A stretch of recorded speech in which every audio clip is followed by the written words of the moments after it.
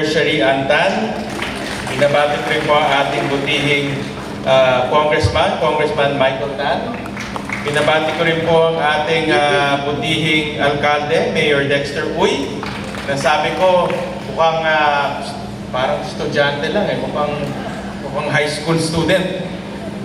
Binabati ko rin po ang ating DepEd officials, ang ating principal na si Principal Rolex Acosalam, ang ating Regional Director Miss Evelyn Fatalvero, at binabati ko rin po ang representative ng ating Regional Director na si Mr. Ronelo Firmo. Muli magandang umaga po sa inyong lahat at una-una sa lahat, maraming salamat po sa mainit na pagtanggap. Susundan ko lang po yung sinabi ni Gov, matagal na po ang relasyon at pagkakaibigan po ng aming pamilya at ng pamilyang Tan. Nung nag-congressman po ako noong 2001, nakasama ko pa ang mother ng ating butihing governor na si Governor Congresswoman Mila Tan. At ilang beses po ako pumunta po dito sa inyong lugar para mangampanya, bumisita, humingi ng tulong. At tuwing pumupunta po ako dito sa Samar, talagang nararamdaman ko yung napakainit po ng pagtanggap po ng mga taga-Samar at ng pamilya Tan. Ilang beses din po ako pumunta dito at naalala ko, isa sa isang punta ko, may malaking rally sa may Kapitolyo at that time. Hindi po ako, lagi po akong pumupunta ko dito, lagi po akong pinapakilala po sa mga kababayan natin dito. Pero ang totoo pong magkaibigan na matalik po ay ang aking kapatid, si Secretary Rex at si Governor Shari, dahil magkasama sila sa Kongreso ng matagal na panahon. Kaya po ang aming pamilya at ang pamilya Tan ay napakatagal ng magkaibigan. At tuwing humingi po ako ng tulong sa kanila, lalong-lalo na pagdating po sa pagkampanya, hindi po sila nagdadalawang isip. Kaya nung una po ako nagpakilala ho dito, noong 2016, ang rango ko ay number 10. Pero nung pangalawang pagbisita ko dito noong 2022, hindi na ho number 10, naging number 2 na ako dito sa Samar. At nagpapasalamat po ako sa inyong lahat, sa pamilyang Tan, sa inyong pagtiwala po sa akin. At alam niyo mga kasama, nung nag-uusap kami ni Governor tungkol sa mga proyekto dito, natutuwa po ako dahil isa sa kanyang mahalagang proyekto ay yung kanyang advokasya sa edukasyon. At yan po ay kahalintulad o inline sa advokasya po natin na matagal na, nung mayor pa po ako, education na po yung akin advocacy, at natutuwa po ako na pagkaparehas po yung aming advokasya sa edukasyon. Yan lang po ang pupuntangin paraan po natin para maiangat po natin sa kahirapan ng ating mga kababayan at ang ating bansa. At tutuwa po ako dahil dito po sa Samar ay binibigyan ng malaking pansin ng inyong lokal na pamahalaan po ang pangangailangan ng ating mga mag-aaral sa edukasyon.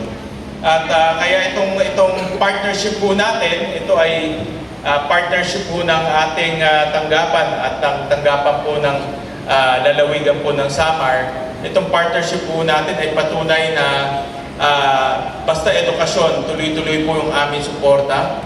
Basta po para po sa ating mag-aaral, tuloy-tuloy po ang aming suporta. At hindi lang po nagtatapos dito yung aming partnership. Marami pa kaming partnership para sa edukasyon na pinapag-usapan po ni Governor Shari sa mga susunod po na panahon. At makakaasaw kayo sa aking buong suporta pagdating po sa edukasyon po ng ating mga mag-aaral dito. At alam niyo mga kasama, alam ko ang puso ni Governor Shari ay nasa edukasyon dahil hindi lang po siya nagpapagawa ng mga gusali para sa ating mga mag-aaral dito, kundi yung kanyang sariling anak ay nag-aaral po sa public school. Yan po ay patunay na ang puso niya ay para sa ating mga mag-aaral dito, sa edukasyon po ng mga mag-aaral dito po sa Samar. Alam nyo, hanga po ako sa mga lingkod bayan na hindi lang sigaw ay edukasyon, kundi linalagay nila yung kanilang sariling anak sa public school para malaman nila kung ano yung sitwasyon at itong ganitong gawain po, nagbibigay po ng sinyales na ang sistema ng edukasyon ho dito sa Samar ay maganda at hindi po pababayaan. At nalaman ko nga kanina kay Governor na siya mismo ay nagtapos sa public school. So, ibig sabihin na ang Samar po ay mayroong magandang sistema ng edukasyon. Yung inyong mga leader ay hindi papabayaan po itong magandang sistema ng edukasyon at tiwala po tayo na magkakaroon pa po tayo ng higit na mas magandang sistema ng edukasyon dito po sa Samar. At yan po, ganito pong mga lingkod bayan ang kailangan po natin para yung puso, na makikita natin na yung puso ng ating mga lingkod bayan ay nasa mga bata at nasa pagpapaganda po ng sistema ng edukasyon po natin. At itong science school, alam niyo mga kasama, naniniwala po ako na kailangan natin ng mas marami pang science school sa buong Pilipinas. Sa Valenzuela, nakwento ko kay Gob, meron ho kaming Valenzuela Math and Science School. At natuklasan ho namin doon na kailangan ng mga bata na magagaling at mga talented na mga bata ng higit na mas mataas sa pagsasanay. Alam natin na yung mga batang magagaling, hindi pwede natin isama lang sila sa mga ordinaryong eskwelahan dahil kailangan nila ng higit na mataas sa pagsasanay, mas mataas na training. Dahil kailangan ma-challenge sila eh. At itong mga batang ito, sigurado po ako sila ang mga future scientists, future innovators po natin, future leaders ng ating bansa. Kaya importante na yung kanilang training ay higit pa sa mas mataas. At kaya meron po akong final na isang bill nga, mayroon akong final sa Senado na dapat bawat province ay meron tayong math and science school sa buong Pilipinas. Dahil magastos talaga sa mga magulang. No? For example po, kung yung pinakamalapit na Philippine Science School dito ay nasa Tacloban. Diba? Kaya magastos sa mga magulang po natin na dadalhin pa sa Tacloban yung kanilang mga anak. Hindi lahat po ng mga magulang ay mayroong kakayahan na magbayad po ng dormitory o ng transportation expense. Kaya mas maganda ho na ilapit po natin itong science schools sa ating mga komunidad, no, para maging abot kaya sa kanila at maging mas accessible sa mga bata na kailangan ng ganitong mas mataas na training. Kaya mga kasama, makakaasa po tayo na hindi lang po sa Samar ang tutulungan natin na magkaroon ng ganitong magandang gusali, magandang science school. Buong Pilipinas po ang layunin natin at pangarap natin buong Pilipinas ay magkaroon po ng ganitong science school para naman to sa mga bata, hindi po para sa ating kundi sa kinabukasan po ng ating mga mag-aaral at mga bata. Kaya mga kasama, bago po ako mag-ukas, gusto ko rin po ipakilala yung aking one and only. Pinawisip ako tuloy. One and only partner na si Miss Bianca.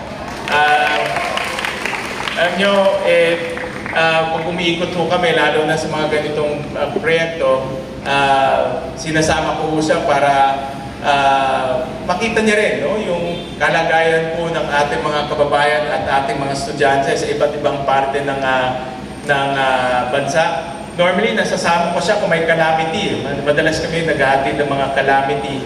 Pero gusto ko rin ma-experience niya yung ganito namang success, yung tagumpay na ginagawa po natin para makita rin niya na hindi lang po puro calamity ang napupunta, kundi yung mga tagumpay ng ating bansa. Ito ay masasabi ko, tagumpay ito, success, triumph ng ating bansa dahil alam ko na itong eskwela na ito, hindi lang to para sa isang henerasyon, kundi sa mga susunod pang henerasyon. So maraming salamat. Congratulations, Governor Sharif, kay Congressman Mike, kay Mayor Dexter, sa lahat po ng mga kababayan natin dito sa Samar. Congratulations po.